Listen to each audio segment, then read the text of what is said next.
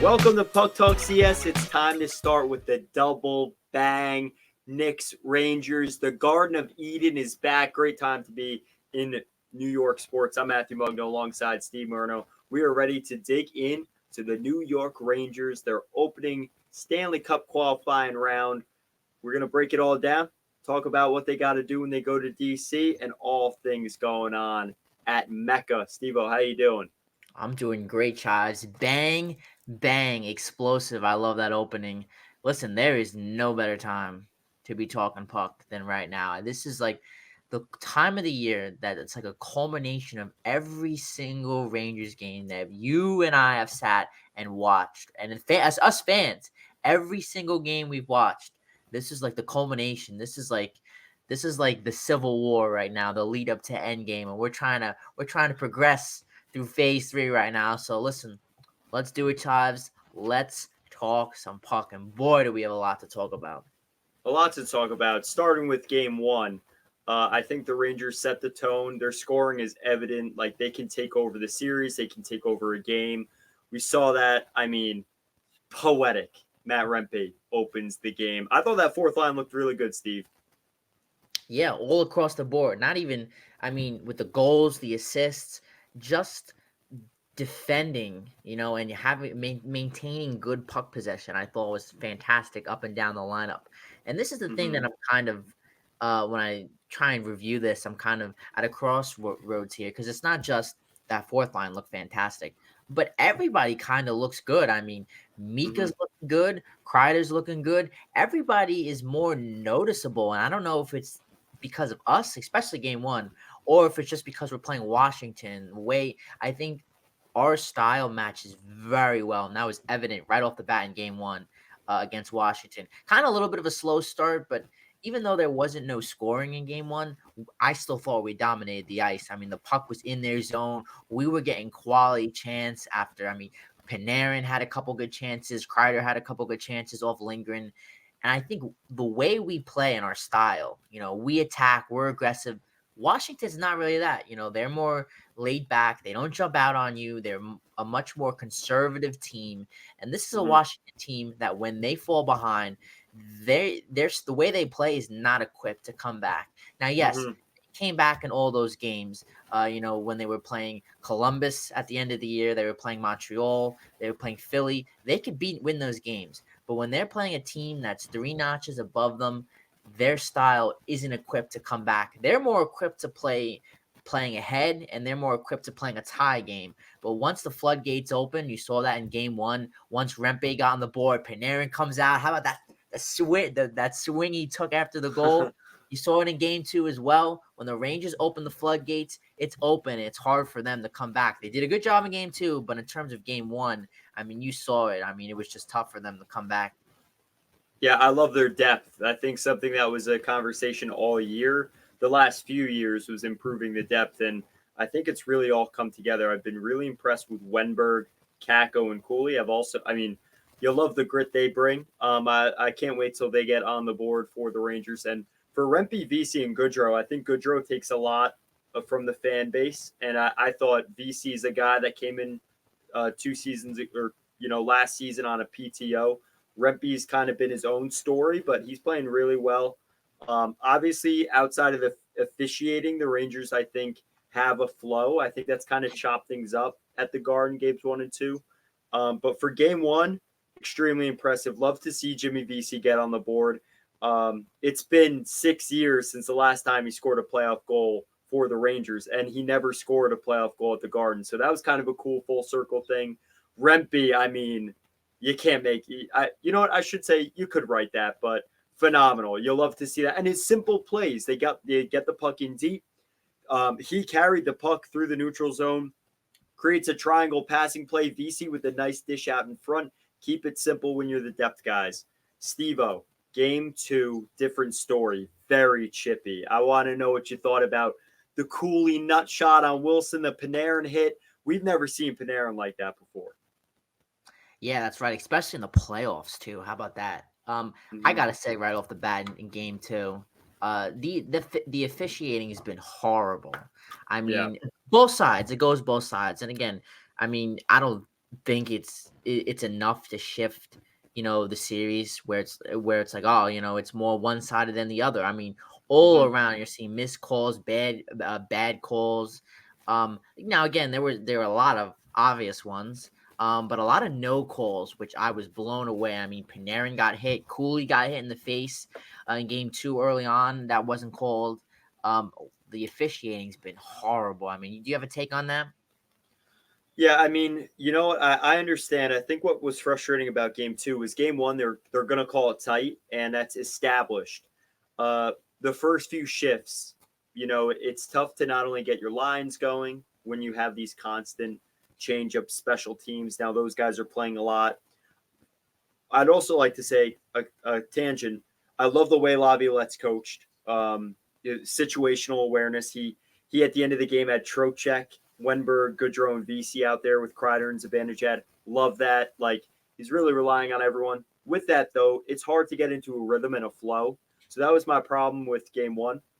With game two, the problem I had was, as Owen also would have, it's the fact that when you start calling the game one way, or you're letting things go, and then there's a trip here and no high stick here, but then a high stick later. It's the consistency within that game.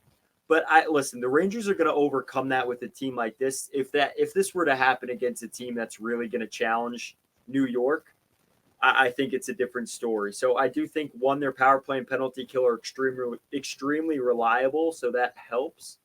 But two, it's about the fact that there has to be in-game consistency. So for me, that was the issue. And I understand why there's some controversy with the Panarin hit on Oshie, because it wasn't called that way with the Tom Wilson hit on Zibanejad in game one. That was late. It was a late hit. And Panarin does get high on Oshie, but I love that he's getting into it. Another tangent, he did have a fight as a Columbus Blue Jacket in the playoffs against Charlie McAvoy. I believe it's Panarin's only career fight. So he does have that bite in him, but I love to see it come out now on top of the fact that he has 50 goals between the regular season and playoffs. So all around, I think in terms of the reffing situation, control what you can control. And they're doing a really good job on special teams all around. Yeah, I think when it comes to the Panarin hit, I wouldn't say necessarily like I was upset with that. You want to see consistent officiating, and to me, Yeah. it hasn't been consistent. Well, And what do you think it was a penalty? I was shocked it wasn't a minor, but I think a major's a different story. No, I think it should have been a minor. I think it should have minor, Mhm. but I'm not surprised the way this game was officiated because I mean it was just way all over the place. And who knew that special teams was going to be this prominent? I mean, it goes both ways. I mean, we've taken a lot of penalties, us. So have the Caps, and I didn't.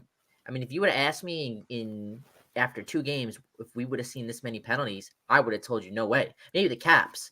But I mean, both penalties and penalty kills have put in a lot of work up to this point, and I think definitely, I think the Rangers, we could have done a little bit more and capitalized a little bit more on those opportunities. But I think as we progress in this series, and I don't anticipate this to be a long series, we'll jump into that later, but the Rangers got to stay out of the box, especially you see Vinny in there two times a game, Truba, all around. We just got to stay out of the box because now that we have a 2-0 series lead, uh, we don't want to give Washington the edge of momentum because Yeah. when the momentum swings over, that's where Washington can chip away and kind of climb back into this series because I think we could all agree that it is a monumental task for Washington to jump back. I know it shifts back to Washington and the Rangers haven't played great hockey.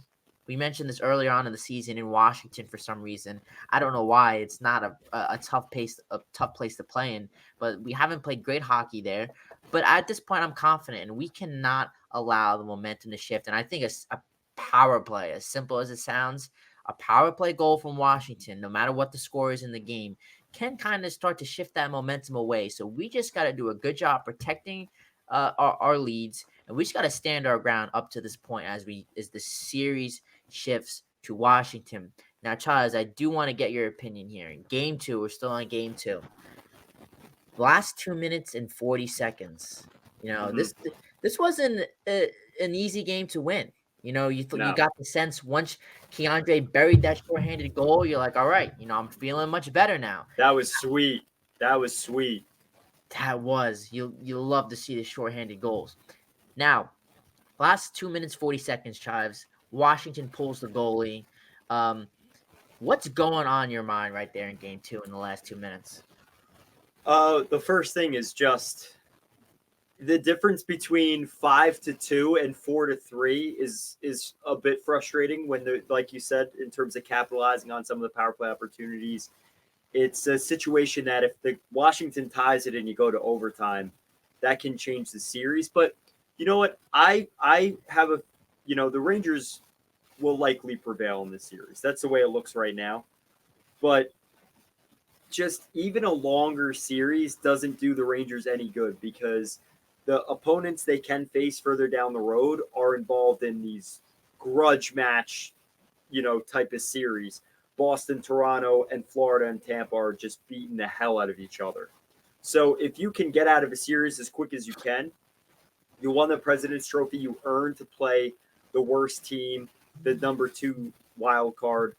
I think that's the bigger picture. Within that game, though, I like the players that Laviolette put out there. And I was disappointed because they locked it down, but Shesterkin played really well. VC, missing the empty net. It's not, you're not going to crucify him. And he's played really well. It's getting the puck out. I think they had 4 or 5 clear attempts, none of which exited the zone. You saw how they got tired. Any other team is gonna punish you for that, and we saw that in the Carolina game 2 nights ago. So yeah, overall, I think the final 2 minutes it's mixed because you come out with the win. They did the job, but you don't want to be in that situation, right? Especially after you mentioned Key's goal was sick, shorthanded. You pickpocket Ovi. There's one goal. The second goal, Roslovic, that was a snipe too. And that was a special teams goal, the second unit. And he's a player that I've wanted to see get going. And to get him on the board, it's going to boost his confidence. So overall, those last 2 minutes, you don't want to be in that situation, right? Before that, you want to be up 5-2 and close the thing out in the final 9 minutes. And then in that situation, loved how it was coached, was not the happiest with the execution. They come out and now they're up 2-0 though in the series. So Steve-O, how about your feeling? Any different takeaways there? I'm pretty much in line mainly with what you said. Listen, we know it wasn't an easy game, and Mm-hmm. you kind of got the sense that Washington was going to come out with a sense of urgency in this game. Listen, I think you do got to give the Caps some sort of credit, Chives. They stepped up their game at the end, and they were able to. They were able to come back, get this game 2-2. They were able to come back and get it within 1 at the end.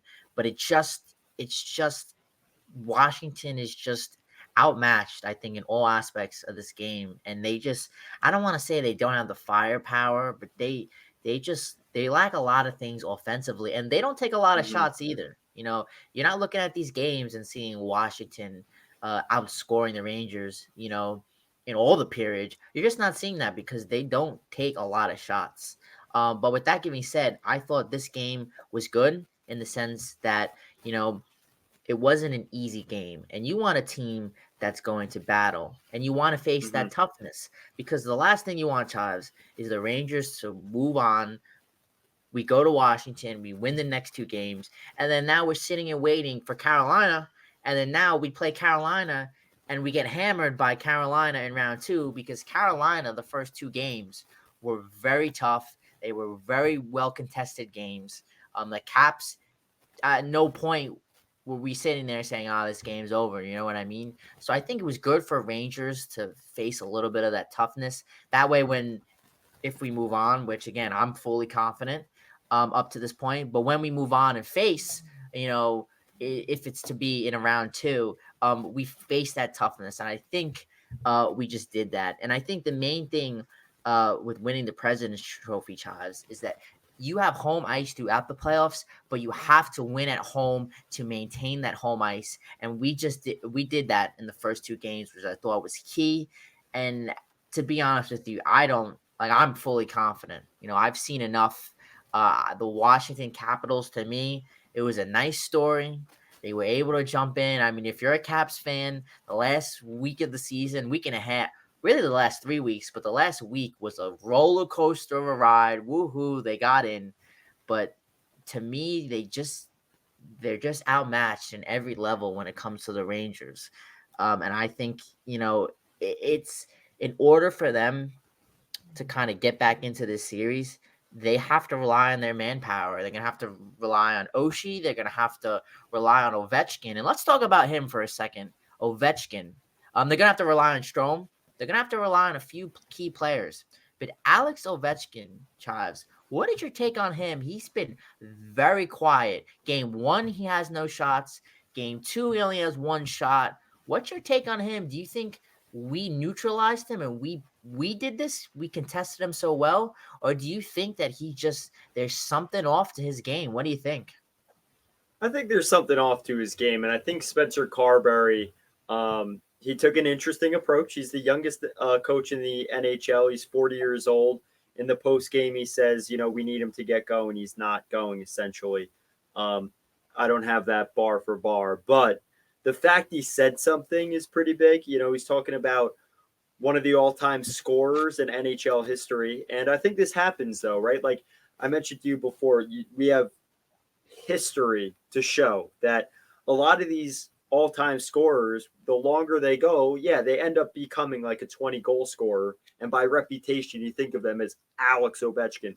He was going in the regular season. He only had, I think it was like 6 or 8 goals the first half of the year. And then he finished the second half with like 23 post All-Star break.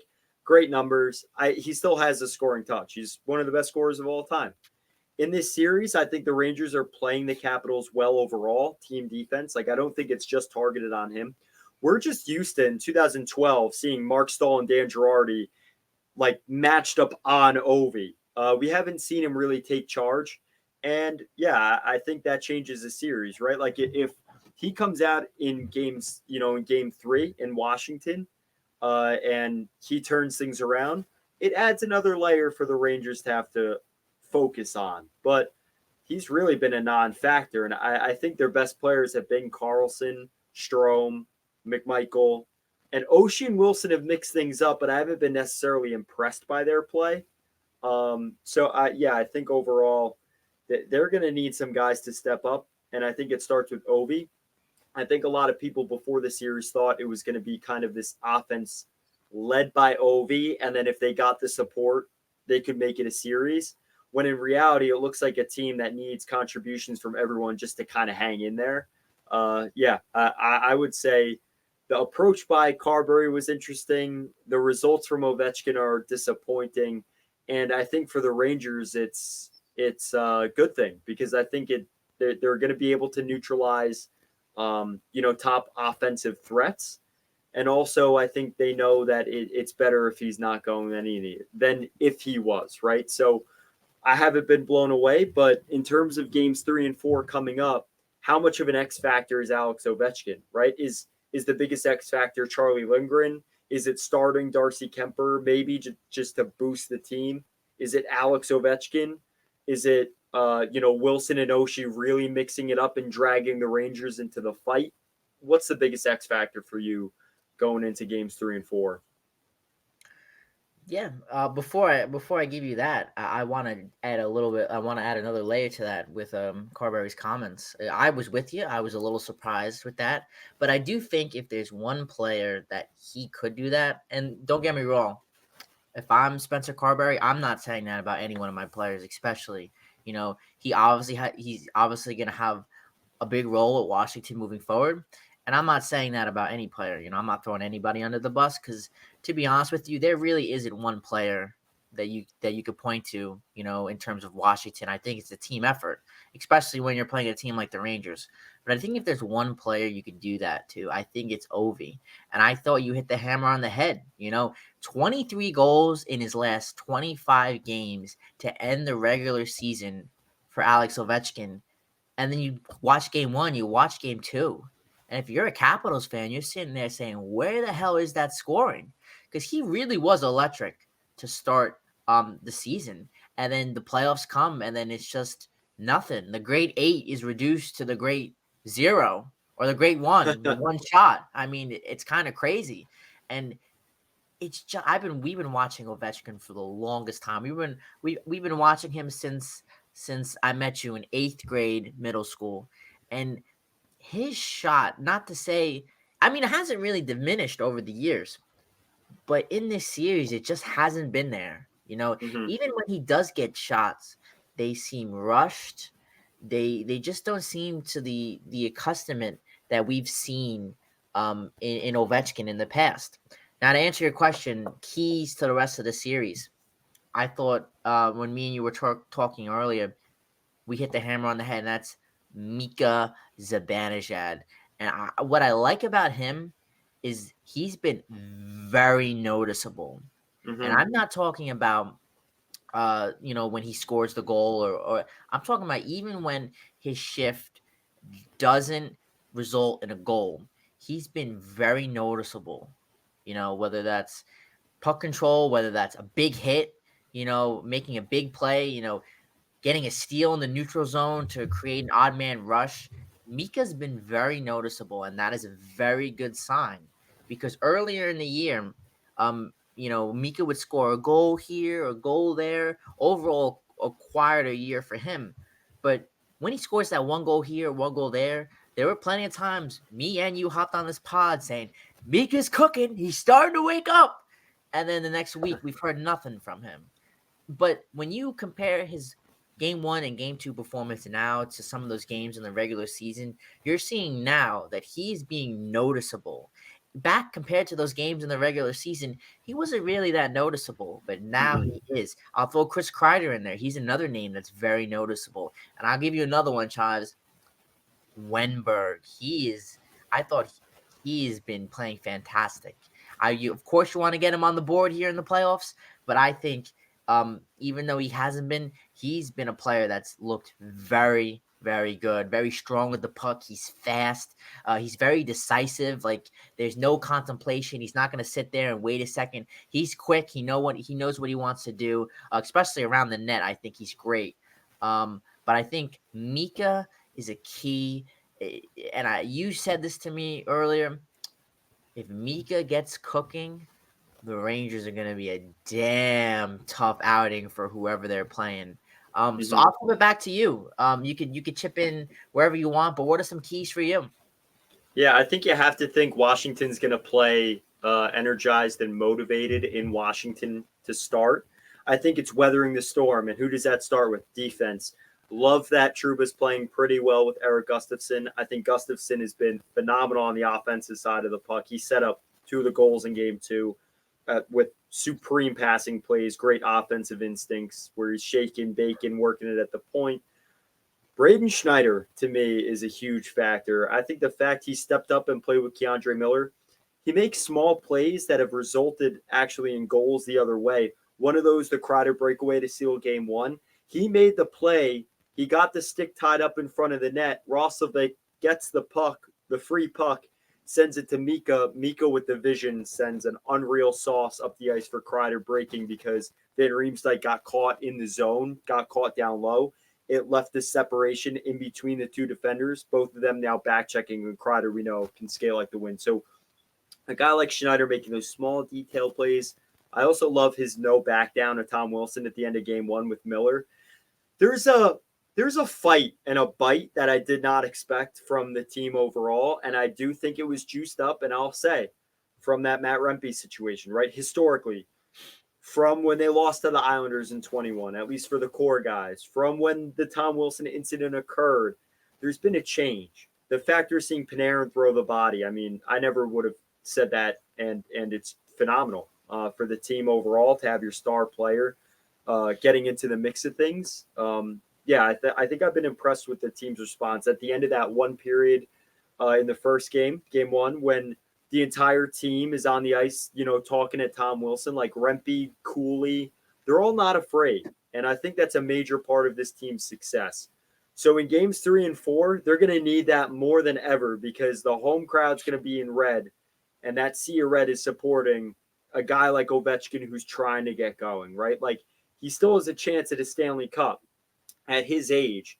The scoring record's on his mind, yes, but now it's about a Stanley Cup. They're in the playoffs. So I think for the motivation behind Washington, they're going to play with inspired hockey.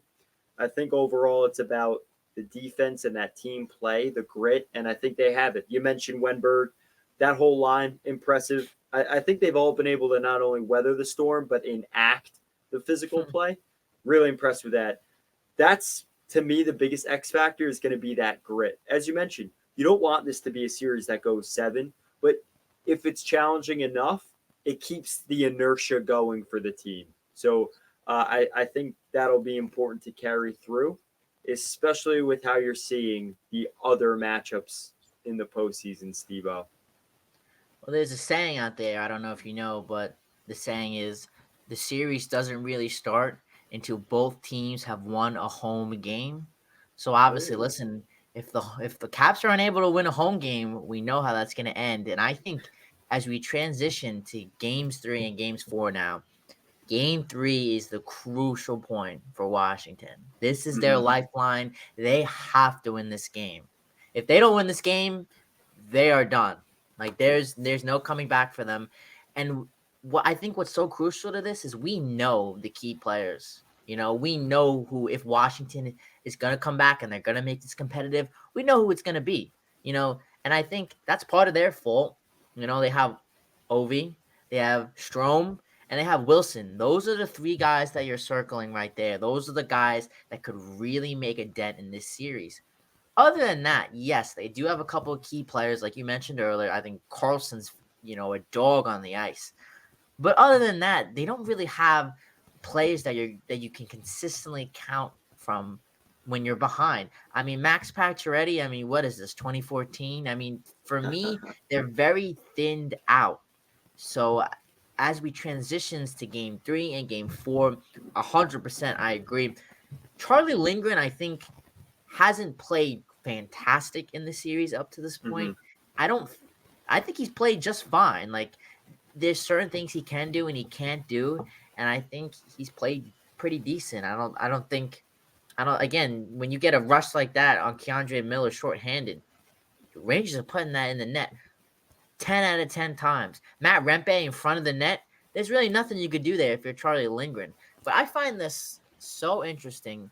I don't know if anyone else has noticed this, but on some shots, and especially from the point, let's say Gustafsson is winding up.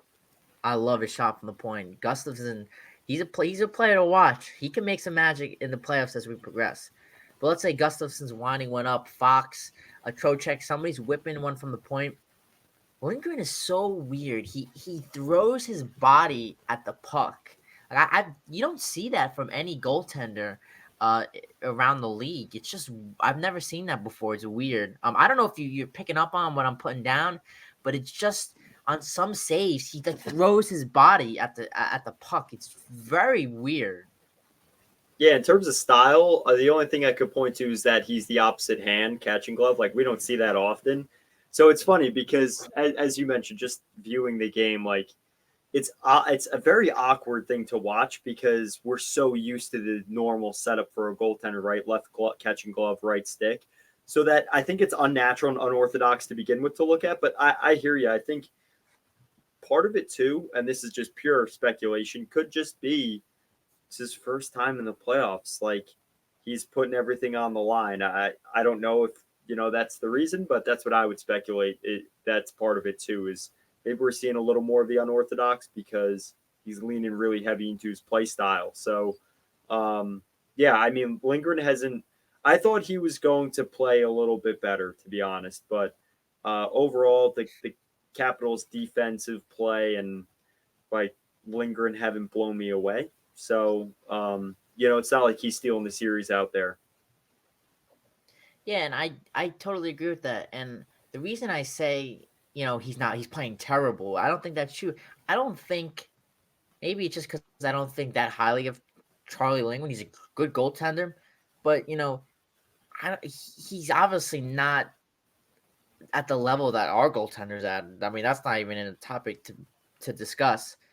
But you look at the games that he was playing at the end of the season. I mean, Philly. I mean, this was a Philly team. I mean, he shut them. He only gave one goal. He basically shut them out. This was a Philly team that really was. I mean, just blown away that they were put in this situation. I thought at the end of the year they were cooked. I thought Mhm. if you want to discuss it or not, they were cooked. So Charlie Lindgren to me, I think he's just played mid. And I'll be honest, if Washington is going to come back in this series, and when I say come back, I don't mean come back and win the series because I don't think that's realistic. But if they're going to come back and maybe steal a game in Washington or even win 2 games in Washington, Charlie Lindgren's going to have to play much better. And maybe part of the reason why he throws his body up, at some shots is because Washington, I noticed in game 1, they were blocking a lot of shots. We didn't really see them block a lot of shots last night in game 2. So I think that's something that Washington's got to get back to it. They got to do a better job of blocking shots, but not only blocking shots, but blocking lanes. Because there were Mhm. plenty of opportunities where Panarin was coming in, Mika was coming in, and we were getting a lot of clean looks on a lot of shots. So that's something that Washington's got to do better. Hopefully, if for their sake, they look at it as they could do a better job at doing this as the series shifts over to Washington. Now, I got a question for you. Who, in terms of the Rangers, who has been a little, I don't want to say disappointment because out of 2 games, 2 playoff wins, no matter any sort of win is not a disappointment at all. But who has been a player that you want to see wake up? You can give more than one answer, but who is a player? I know I have a player in mind. Who is a player that you want to see start cooking? I know who you're going to say, and I feel very passionately about this player. So, in terms of what they can do, and I know I've defended him a lot on the podcast. So I'm going to choose the other guy, my first choice. I've been ultra impressed with Alexi Lafreniere. He looks amazing. I think if this team can win the Stanley Cup, he's going to score goals, and I think I want to see that moment where things start clicking and he gets on a roll. I think Alexi Lafreniere can be, that player that just is the guy in a playoff run. Like, yes, you have your dogs, right? Like, we all talk about the Panarin Game 7 goal, Kreider and Zibanejad in 22, the third line in 2014, Brassard in 2015. But to me, uh, sometimes it's the guys you don't expect. Brian Boyle, Benoit Pouliot, Oscar Lindbergh. Um, I think sometimes it's the guy you don't expect, and to some degree, Rick Nash for how he wasn't the best playoff performer. He played well in 2017's playoffs. 22, Cop Vetrano. I think this year it could be Alexi Lafreniere. Like I think he's a player that if he starts to get on a roll, games 3, 4, he starts scoring. He could be the guy you look at and say, "Wow, he had like a Jacob Silverberg 2017 run, just like 10 goals in the playoffs." Um, and I think we're seeing how well he's playing off the puck, which is way more important, I think, in the playoffs. But I think if they can win the Stanley Cup, listen, and I know we're going to talk about it in the rest of the league in a moment, but every team is good in the playoffs. You need all your dogs going. I think he's going to be the difference because you not only have Panarin, Kreider, Zibanejad, Trocheck going, you add a fifth guy, it's almost uncontainable on top of your depth that can always chip in, and they have the capability. Steve, I'm going to toss that to you because I know your guy is that third line right wing. Of course, you know me so well. Um, what I do want to mention, I want to chip in on your point, Lafreniere. To your point, look what he did in 2022. I'm looking at that first series against Pittsburgh. Mm-hmm. He scored a lot of big goals in that series. So he had a goal in game 2. He had a goal in game 5. He scored a lot of big goals that really were momentum shifting goals. Where after that, they came at big moments too. So I do agree he's a player that if we get going and he's playing well, it's only going to elevate Panarin. It's only going to elevate Trocheck. But I gotta circle my guy Capo Caco. We really Wenberg is playing so well on the third line, and we know that Will Cooley's not gonna sit there and jump out to you offensively. That's I not his want to role. mention I want to mention one thing with Cooley though. Go ahead. Go The ahead. one thing I said last night was, man, can you believe he was in the AHL last year? It's crazy. It really is. I mean, his I've been very impressed with him physically. I mean, Mm-hmm. there's a scrum. He's not afraid to get in front of Tom Wilson's face and get chippy with him. Not only Tom Wilson, but you saw a couple instances with Carlson. You saw a couple instances with Ovi, and I love that. He might be. We could debate this now, but I think Cooley is one of the Rangers' best physical assets. That's gonna bring the physicality in terms of hits, in terms of block shots, and just in terms of toughness. I mean, do you agree with that? 100%. Glad.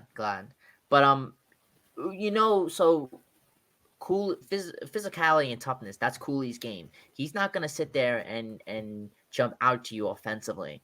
Wenberg, I think, has been fantastic. We got to get him going. But Kako is the one player to me, and you look at what the Rangers' fourth line was able to do in game one. That just elevated it and just made it so tough. If Kako gets going and Wenberg gets going, because Wenberg is there, I smell it for Wenberg. You could just see it. He's all over the puck. But if Kako in this third line, and I think Kako is the piece that is going to drive this third line. If Kako gets going, then this third line is going to get going. Kako is the driving force to this third line. Chives, imagine. Line 3 with Kako gets going. Rempe in the fourth line right after is killing it right now. Mika's starting to cook, and of course, line 2 has been our best line all season long. Mm-hmm. You got a complete lineup right there, complete order, up and down, that's playing well. And that's going to be a real testament, and it's just going to wear out the other team. It's going to wear out the other team's checking line, and the other team is going to have them. If it's Washington, if it's Carolina, if it's Florida, no matter who the opponent is, it's going to wear the other team out, and it's going to be very hard for them. So I think if we could get this third line cooking, I think the Rangers will be on a different level. Oh my God, Chops. Imagine Kako and this third line just complete up and down. Top 6, bottom 6, everybody's cooking. To me, line number 3 in Kako is the one that's a little bit late to the party right now, but to me, I smell it. They are going to have a burst at some point. It could be in Washington. Mm-hmm. Yeah, everything's about confidence, right? And that's I'll always advocate the big C. If that line, like if they score a goal, they know they're capable of scoring more goals. It's a weird thing with the playoffs. Like you're focusing on every second, every minute, every shift, right? All you're in is the tunnel vision. But you also know that if you score a goal in game 3, like Kako and Wember combined for a goal in game 3, it changes everything moving forward. And I think that was huge for Roslovic. That was another player I really wanted to see get on the board. You saw automatically how his energy shifted after that goal. He was all over the ice, and he's been playing well, but now he knows he's capable of that. He's capable of coming through in a big moment. You're down 2-0 in a game, maybe in the future. You know you have that capability. You're not afraid to shoot, right? Like you have confidence. That changes everything. With that, there's a lot across the league to talk about. Every team is good in the postseason this year. Really, Biz said it the best. I think the Islanders and Capitals are the two teams that just made it in, right? Like I wouldn't count them as cup favorites. Otherwise, I don't really see another underdog. Tampa, Florida, Boston, Toronto, Jets, Avs, Stars, Knights. I just don't see any of these teams as an easy rollover. Vancouver, we've talked about a lot on the podcast, not impressive, but every team is good. So I think it really is a year where any team is good. You need everyone going. Like you need for the Rangers top to bottom, like you just mentioned. What are some of your takeaways from around the league? Of course, I gotta mention we have to talk about the Islanders first, Mm-hmm. and this brings us a little bit of joy. But I was I mean, how could we not talk about game two? And I'll be honest, as a Ranger fan, I don't anticipate this Washington series continuing for much longer. So of course, the Ranger fan's going to be sitting there and watching this series. I got to tell you, the Carolina Hurricanes have not played great hockey in both games. They haven't sat there, and I watched both games.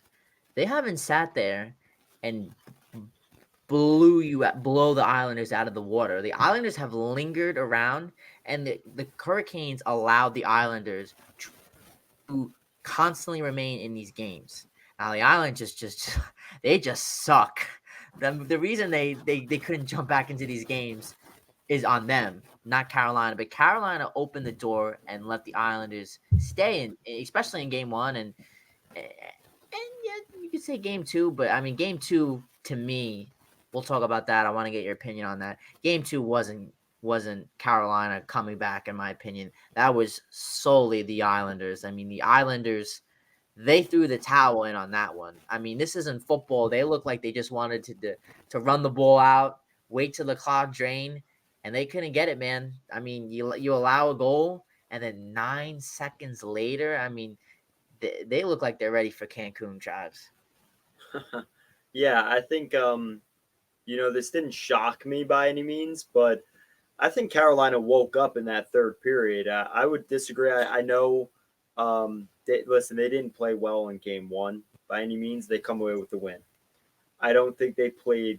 Obviously, they didn't play great in the first period, but I think from that second period on, things started to shift. They're getting back to those high quantity shot totals. They clearly came through in the big moments, and it's from players that for a long time I've dogged about the big moments. Svechnikov, Natchez, Jarvis, Martin scores the game winner. I think it woke them up. But yeah, the Islanders, they're struggling. They start Varlamov. I don't know if that was because of the history between Roy and Varlamov back from Colorado, like a trust in that goaltender, and Sorokin wasn't playing great. Some I I wouldn't say a questionable decision because I know Bartner said that was kind of the way things were looking, but you got to think Sorokin might come in at some point as again a jump for that. It's interesting. There are a lot of goaltenders right now that there's only a few teams that really are going to stick, I think, with their starter through the playoffs, like their horse, and I think that's a strength for those teams. Nashville, New York. I think a lot of the other teams can change it up, and right now we see with Demko out to Smith in. If Georgiev, if Enunen wasn't injured, Georgiev would not be playing in the next game with how he's played. Boston, they just have that. They have Swayman, Olmark. They'll do that forever. They'll just keep switching them in and out. So, yeah, I think that's part of it too. And again, offense doesn't blow me away for the Islanders, and I think Carolina is en route to earn crash course for the second round for sure. Just a demoralizing loss. That's a tough loss. Prayers got to go out for Bartner and everyone out there on the island. That is just terrible. But in terms of what I want to see, as a fan, you want to see the Islanders win a home game here. You don't want Carolina scraping by and just breezing right through the Islanders. You want the Islanders to put up a fight, even if I do think the Canes will win this series. But I think the Islanders are more than capable. And in my eyes, that went down after game 2. But the Islanders are more than capable of doing some damage control and winning a home game against Carolina, I think so. And if you're a Ranger fan, you want the Islanders to steal one. You want this series to go back to Carolina, and you even want it to go back to New York. If you're a Ranger fan, you want this series to go as long as it possibly can. And I think we said this all season long, the keys for the Rangers is to get through round 1 as quick as possible. In my mind, for me, it wasn't if the Rangers will win round 1, it's when the Rangers will win round 1 this series against Washington. So that's always been my mind. And right now, as we're talking about the rest of the league, I'll give you my take on a couple of the other games. But I'm confident right now as a Ranger franchise. And I'm not saying we're going to the Cup. I'm not saying that. But what I'm saying is I'm confident in the way we're playing. I'm confident with the pieces we have. And I'm recognizing that the East is really anybody's. Anybody could climb up and take the East. I think the Rangers are there. You can make the case for Carolina. You can make the case for Florida. I mean, Verhage, how about that? I mean, he is Mr. Clutch. And how about that? You mentioned goaltenders. How about Bob, bro? Did you see the save that he had? I forget who was Of against. course. That was just, I oh think it my was Matt goodness. Dumba. Yeah, Yes, listen. I yep. think that series was close, and they're beating the hell out of each other. That's been entertaining hockey. Florida up 2-0 though. It seems like a sign of the times. Like Florida might be the team of the home state, because Tampa, the fact they weren't able to finish that game right now, they're down 2-0. I'm sure it'll change when they go to Amalie, but again, I also think Tampa is a team that's a much better team than the Islanders and the Capitals. So that series is really like conference final hockey in round one. So entertaining, great to watch, love it. But yeah, Verhage is addicted to overtime winners, and yeah, I think Florida definitely has the mix to go the distance again if they can. I want to know your take. Of course, the most dramatic from the media perspective is the Bruins and Maple Leaf series. I know who you got winning it, but um, I think it's a toss up because I think I can't tell sometimes. Like I've watched the games, but with the narratives, Willie Nylander not playing, now he's in, now Matthews not at the morning skate. It's a lot of drama. It is. And I'll give it to you right before I give my take on it. I'm very confident, and I'm telling you that this game is going to 7 games. I don't know if you agree with that take. I think this is going 7 games. I'm I more can't believe confident. we're watching. I can't believe we're watching Maple Leafs Bruins in round one again. Like it's just nuts. They're entertaining though. I wouldn't want to say game one was that entertaining. I mean, I was sitting there and we're looking at 3-0, 4-0. That That was not wasn't. good for the Leafs. There was not, but they had a strong game two, and I thought that was Response. Yeah. so key, especially as we go back to home to get it 1-1 to kind of eliminate that home ice advantage now going 1-1. I thought that was very key um, for the Leafs. I'm more confident this is going to go 7. And here's why. I agree. I think it's a toss up. I think you're going to see games where Boston comes out and they look strong. You got Pastrnak, you got their teams clicking. Their goaltending, I think, is much better than what the Leafs have right now. And then you're going to have the scrappy game. And I think the scrappy game, the game that continues where it's tied for long periods of time, I think that game shifts more into the Leafs' favor. And of course, Mm-hmm. you got the threat of Matthews. You got the offensive power. And what I haven't liked and I haven't been keen on in terms of the Leaf is their defense. Their defense has been weak at most points. And I think they just their fourth line's been very quiet. Yeah, I don't think they have a strong D core. They don't. No. They don't. And their goaltending as well. Oh, Um, it's I been mean a little that's a whole shaky. nother story. I don't know how is the Leafs or the Oilers for that matter. Like teams are walking into the playoffs like thinking they're cup contenders and not having a legitimate starter. I think it's nuts. The thing about the Oilers, and I know you're not big on them, but Oh, they could score 7 goals a night, and that automatically erases any sort of yeah, goaltending. yeah, but you score 7 goals a night. But if you play Carolina or New York or Florida, they're gonna punish you. I Like it's agree. not gonna be. They're not gonna score 7 goals a night against teams like that. I agree 100%. But the Kings, I mean, the Kings and Oilers for the last few years have been a fantastic series to watch. But again, I expect the Oilers to move on here. I think the Kings just can't keep up offensively with the Oilers, No. especially the thing with the Oilers is that when they get going, Chives, they're getting 2 goals, 3 goals. They really hammer in here, and to me, it's just too much for this Kings team. Cam Talbot's great. It's just too much. And I don't think offensively the Kings can match up when the Oilers get going. And not only that, what we saw in game one, for those who didn't watch, the Kings could not stay out of the box. And the Oilers made them pay hefty for that. But So that's not a result of the game itself. Like that's a result. Well, I should say that is kind of a result of the game itself in the sense that it's not like, oh, they were just going to the box and the Oilers capitalized. That was because the Kings couldn't keep up, right? Like you mentioned, they can't keep up, so now they're taking penalties, right? Something we talked about officiating before. Something that drives me nuts about the playoffs now is you give a love tap on the gloves and it's a slashing. Such, that's bullshit to me. But I think it's overall, bullshit too. right? But overall, like if you can't keep up with the Oilers, you're going to take penalties against them to try and slow them down.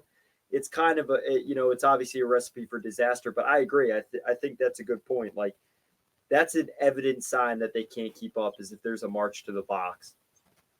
Yeah, I agree with that. I think gradually we will see as the playoffs go on. I think round one, they're very light on the calls. I mean, if it's debatable, they call it. I think as you transition from round two to round three, and especially 3 to 4, you will see less of those calls being called, and you're going to let the boys play. Have to. I I mean, you think have it's to. how it should be, but especially in our series, there's been a lot of like, come on, bro, that's a call. Like I feel like in the regular season, they wouldn't even be calling some of these calls, and that just goes for all the games as a whole. Yeah. But Well, I actually, I have a question for you because this is important. And moving forward, the use of Matt Rempe is going to be important for the Rangers. In terms of, I know we're talking about officiating all around the board here. So, would you like to see him played against certain teams, or do you think there is a little bit? I think there's a little bit of a bias with how he's been officiated. The charging call was evidently not a charging; it was a very clean check. I think there is a little bit of a bias to kind of send a message to him. But do you think that's going to be something that just gets like too much, or do you think that's in round two just not even they're not even going to blow the whistle there? I think it's going to continue throughout the playoffs. We've seen it in all of his games in the regular season, and we've seen it in the first 2 games in this series. It's just his height. It's unfair. It's like Aaron Judge in baseball. He gets those low pitches, which are called strikes, which are way below his knees. They're called strikes. They're not strikes, but he gets the call. So I think it's the same thing you're looking at here. Rempe's tall. He's coming in with that elbow. Debatable call. They're going to call it every single time. I think if you're the Rangers, you have to factor that into how you play. I think if Rempe brings the excitement, he gets us pumped up, it's almost guaranteed he's going to be end up in the box at least once per game. So I think you have to factor that in. And I think in close games, I think we've seen it in the regular season. Laviolette's going to keep Rempe on the bench in games that are tied late in the end of the game. And then when the Rangers, or if the Rangers get down in a series, I wouldn't be surprised to see Rempe scratched. In my Hey, how opinion. about now turning now other two series, Vegas, Dallas. Boy, playoff Jake Ottinger in full form, man. I mean, I know he didn't get a lot of help, but I mean it's tough if the Rangers were facing Vegas and they pulled Hurdle and Stone off the LTIR, I'd be frustrated, but it is interesting to see that man, they just catch fire no matter what. Like they just touch something and it's magic. So what do you think for that series? Like I said, man, lightning in a bottle every time when it matters most, they catch it. I mean, Mark Stone with these injuries the last couple of years has just been sidelined the whole season, and then comes back for the postseason and nets the first goal. I mean, it's just great. It's insane in my opinion. But I remember I call a lot of heat from you. I was fading the Stars. There's 2 teams that I'm fading this postseason that I don't think, like, I just see right through them. The Vancouver Canucks, and we could touch upon that after. But my second team is the Dallas Stars. For me, I just they don't match up well against a team that Vegas throughout these last couple of years, everything they've been able to accomplish, everything they've done, I just think they outpower the Stars. And to me, the Stars were very sluggish on defense. They made a lot of those mental mistakes that we used to call them. They were giving a lot of turnovers, and to me, the speed is just in terms of the speed element. It's not really there in this series. It's more of a 50-50 tie. The Knights are a fast team as well. So I just think the Knights match up better. And listen, we could debate this, but uh, Stars are going to win a couple games in the series. This is another series that I see going the distance 6 or 7 games. I like Vegas in the series. Persuade me. I don't have to. I think as much as I was clowning for that, I'm seeing, that's what the Stars I think are their floor is, and things can change. It's everything is game to game in the playoffs, right? Like once you get into the games 3 and 4, you can't really take game 1 as an example. And that also has to do with Vancouver. I think the fact Nashville split on the road, I think they look very even. Ryan McDonough is playing phenomenal. Ryan O'Reilly is coming through. Roman Yossi, I think when he's his best, is one of the best defensemen in the league. Just doesn't get enough credit for it. He had like 7 shots on goal in that first game. They come through and win. Demko might be out for the series. Outside of that, I haven't been blown away by the Canucks. Listen, I like when they're in the playoffs. There's nothing, I don't have any bias against them, but man, I think Nashville is really on a heater. I think they're just a team that came into the playoffs hot, and they're just continuing that. I think that's the story there, and I could see them going pretty far in the playoffs if they keep up the play, and not only the playoffs, but just this series alone. I think a player like Philip Forsberg is being counted out as a guy. We talked about Ovechkin earlier. I think Forsberg's a guy that can turn up. I haven't been necessarily blown away by Miller. I haven't really heard Pettersson's name. So I think the Vancouver Canucks are as fraud as they come, and we've been saying it all year. But I also think it's also credit to Nashville. I think Nashville's also playing them really well. They are, and I said this to you earlier on off the air, but Nashville has the dogs. They have the guys that have been there. It seems like Ryan O'Reilly, no matter what team he's playing for every postseason, he's making his mark on the series. He can make that dent. You got Yossi. Nashville's defense is very good. They're very underrated. And underrated, they're not talked about around the National Hockey League. But it's 18 shots in game 2 for Vancouver. That's not going to cut it. That's not going to cut it, in a playoff game. And they've just been very quiet. Not to mention game 1, Vancouver I watched that game. They were very stale in game 1. They were very stale, and it took the final 10 minutes in the third period for them to come back and score 2 and win the game. So for me, I agree with you. I know that a lot of people were clowning on Nashville. A lot of people had Vancouver winning in 4. I'm not going to lie. I had Vancouver winning this series. I'm going to change that. I'm going to change that. I'm going to change that as of right now. This is a toss-up for me. This is, especially with no Demko, and Demko was such a centerpiece that why Vancouver was able to shut the opposing team out and give that offense the edge. And I got to be honest with you, Pettersson has been an absolute no-show. I mean, I've never been impressed by Pettersson in the postseason. I've never been impressed by Pettersson in the postseason. He's going to have a lot to prove as this series progresses. And if you're Nashville, you got to like coming back 1-1, coming back for games 3 and games 4 at home. I think that plays really well.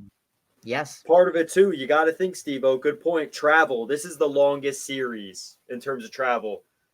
You got to go from British Columbia, Vancouver, all the way up there to Nashville across the United States. It's considered Central Time, but it's closer to the East Coast than anything. It's pretty nuts. That's a lot of travel. Nashville now takes a game on the road, and now they're going to sleep in their own beds in a hockey city that all this talk about Arizona and Utah, this is a successful expansion team. So 100% agree with that. Lastly, Georgiev for the Avalanche, former New York Ranger. Some are calling him Forgiev. That series is nuts. Hellebuck's letting in pucks left and right. They're going toe to toe. Best players showing out. I think it's really going to be about who can outscore who at this point. Yeah, I'm glad you saved this one for last because for me, this is the series that truly is 50-50. Yeah.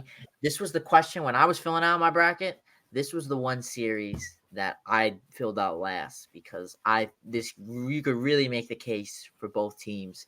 In game number 1, I was electric, by the way, game 1, setting the tone for the rest of the series. You saw Winnipeg. You saw the dog in them. They were so relentless. And then now you see game 2, and you see that relentless wasn't there, and you saw Avs just dominate the game. So this really is, I mean, Hellebuck is such a question mark. He could be the best goalie in the league, or he could just be sloppy. He could be looking like an AHL goaltender on some nights, letting pucks left and right. So this is just, I want to hear your take on this. For me, this is, I don't have a strong opinion on this one.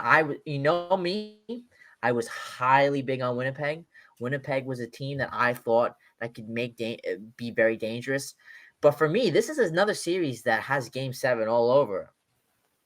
Yeah, I think the shame is when we look at the NHL, you mentioned right AHL, and that's no disrespect to AHL goaltenders. Like now that I've worked in the hockey world of the college level, NCDC, the NHL, like it takes a lot to appreciate how good elite goaltending is. So I think that's why this series is so shocking. I don't think anyone expected Georgiev to play at phenomenal or like world class, but he does have the capability to reach a tier, like a quality tier. He hasn't hit that.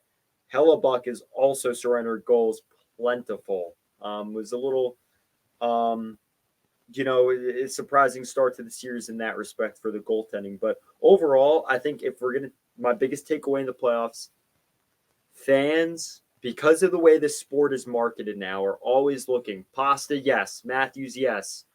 Kachuk, yes. Panarin, yes. But I love Martinuk, Max Domi, Adam Lowry with 2 goals in game 1. Like, that's what the playoffs are made of. And I think this generation is lost in that respect. They just forget how important those players are right over the head. And I think that's what changes series here, right? Like Nemesnikov getting on the board. It's not about just the big dogs like a Scheifele. It's about those depth guys too. And that's what I've loved all around. This could be very nitpicky, but something that I would like to see as a fan, not in our games. I want to see a little bit more overtime. We only have seen one overtime game in a handful of games so far, and even that was 3 minute. Mr. Clutch was ending that. But boy, oh boy, Chaz, if we have to go through Florida and we go to overtime, Carter Verhaeghe better be triple teamed. Or Matt Kachuk. I mean, he also went off last year. We're not there yet. We're not there yet. Yeah, that's true. That's true. Not there yet. Another thing I want to point to is the scheduling has been whack. I mean, you have a series in the Islanders and the Hurricanes that have played 2 games before the Oilers and Kings have even played 1 game. To me, that was just a little weird in the scheduling, but I know that they've built in the extra off days. Like the Rangers now have 2 off days before Friday. Yeah, well, first of all, let's talk about that. Did they do that because ESPN has the NFL draft? I have a feeling that's why they did that. That just ticks me off. Listen, I'm going to be sitting there, Raiders tarp on, me and my father, full sports mode, leaning forward like this, watching this draft. We need a generational QB. But come on. I mean, you can't be. I have a feeling they scheduled around that. That's what I think. And that's just, I think that's disappointing. Put them on ESPN too. I don't give it. Like, I shouldn't say why, but 3 days between games. But then, you know what? The NHL always mystifies me, Steve-O. You made a good point. Because then they'll play in the conference final and they'll put us in like a back-to-back. Yeah. For like every other day. I just don't get it. You know, I just really don't get it. Listen, take it while you can, but I also want this team to have momentum. And to add something more to make your point more credible,